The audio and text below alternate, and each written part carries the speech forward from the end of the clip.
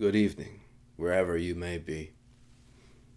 Today, I thought we would take a break from the course that I had planned. I originally was going to read another poem of Henry Longfellow or dive back into the Iliad, but due to recent events, I thought it would be best to read a poet who I was going to save far down in the future. His name is William Butler Yeats. If you're unfamiliar with Mr. Yeats, he's considered one of the greatest poets who have ever lived in the 20th century. He is a very spiritual man born in Dublin, Ireland, very proud of his Celtic heritage. So proud that he devoted his life to invigorating the cultural heart of his people. He revived the Gaelic language and pushed it on his people to not forget it. It was their identity. He was proud of his blood, of where he had been raised, of who he was. And the poem that I specifically chose today is called The Second Coming. It's a very harrowing poem, very apocalyptic. It was written just after the end of World War I, and Yeats was lamenting the horrors that he saw in the world and what he saw as the emptiness that we lived in, and how the world has lost its soul.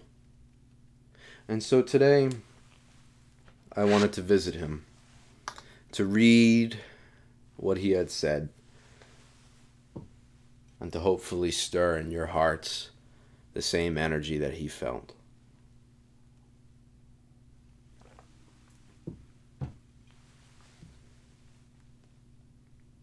So, once again, The Second Coming by William Butler Yeats.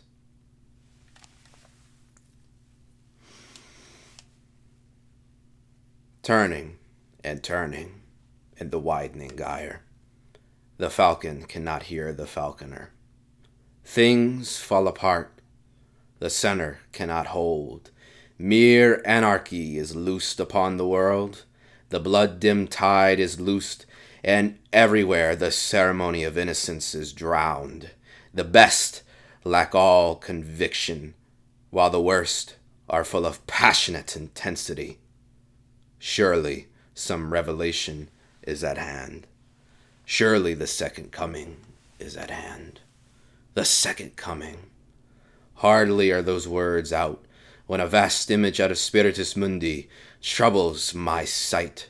Somewhere in sands of the desert, a shape with lion body and the head of a man, a gaze blank and pitiless as the sun is moving its slow thighs, while all about it reel shadows of the indignant desert birds.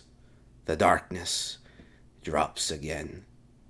But now I know that 20 centuries of stony sleep were vexed to nightmare by a rocking cradle, and what rough beast, its hour come round at last, slouches towards Bethlehem to be born.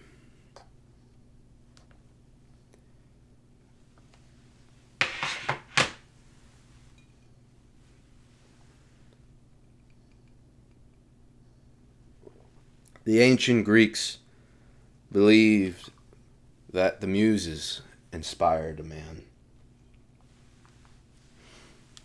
Later on, the Holy Spirit.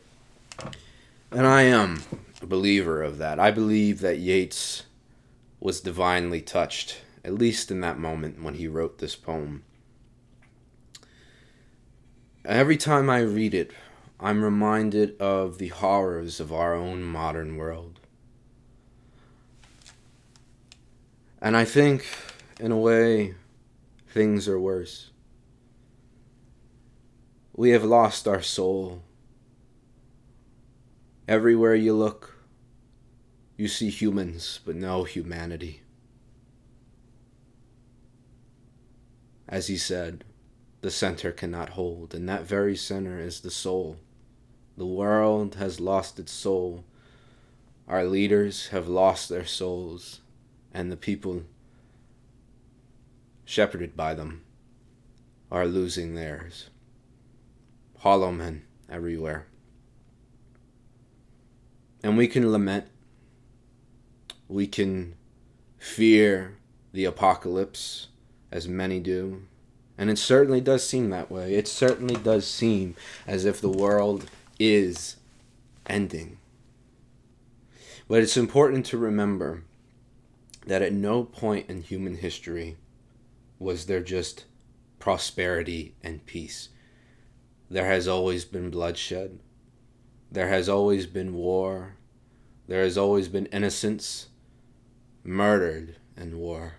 And there has always been corruption. This is our reality. But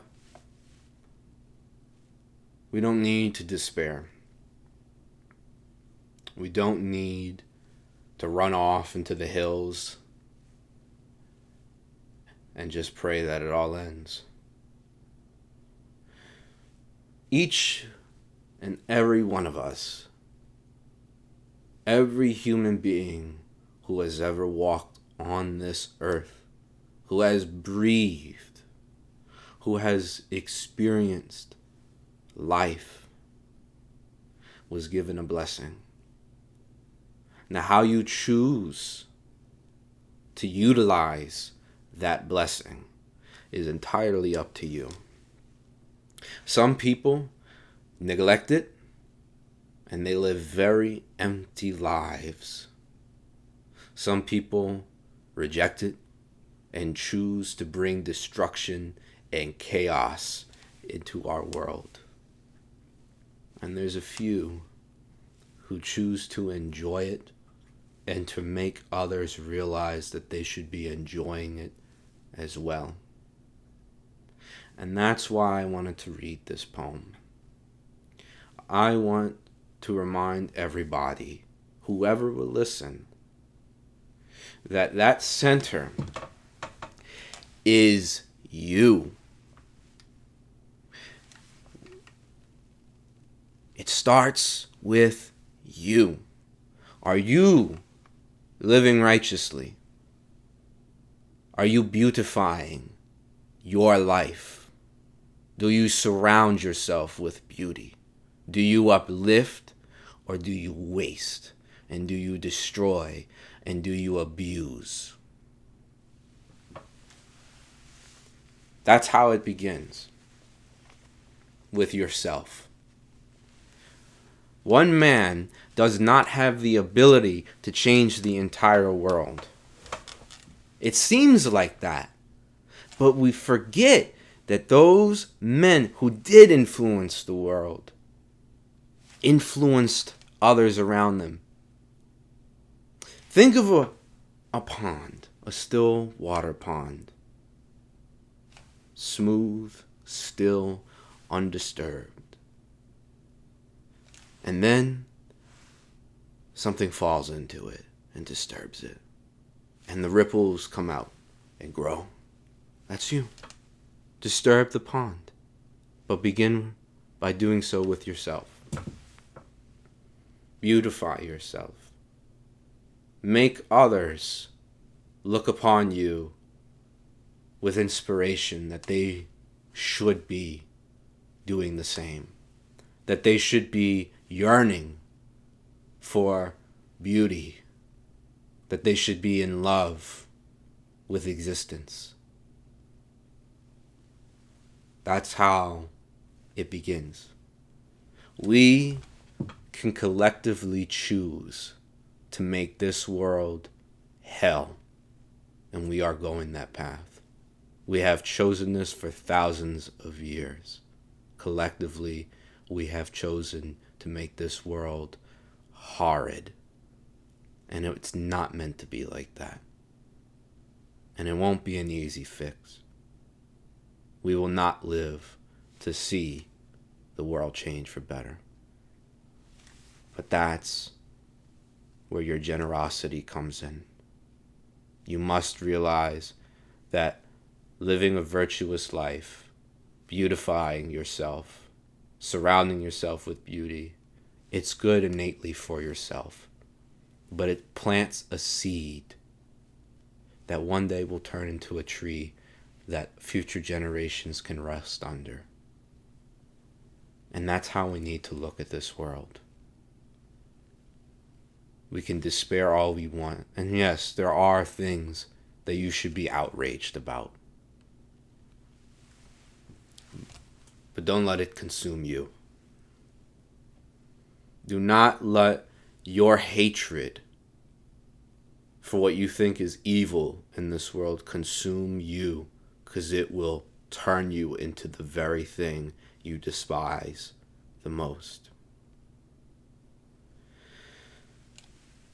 Beautify your life. Uplift yourself.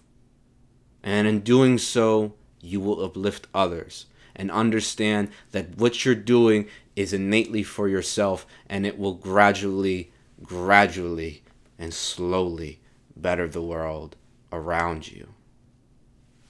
That's not to say to be a doormat. That's not to say, let me bend over and let others ravage me.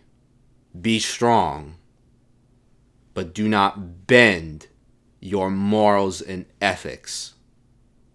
There's a lot of people who are calling for violence, who are calling for destruction and death. And I guarantee you, most of those people would never engage in those activities. They want you to do it so they can benefit, so they can grow richer. It's a tale as old as time.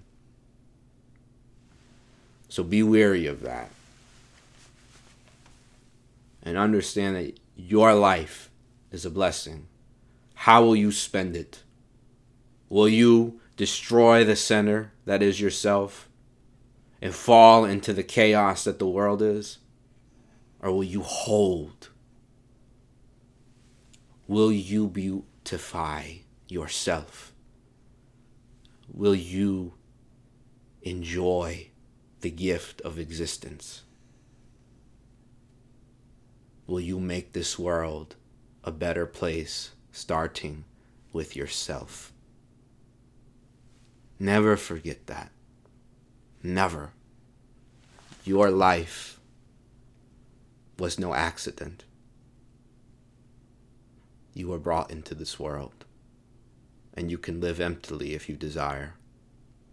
You can choose to destroy what you see around yourself. You could abuse yourself and others.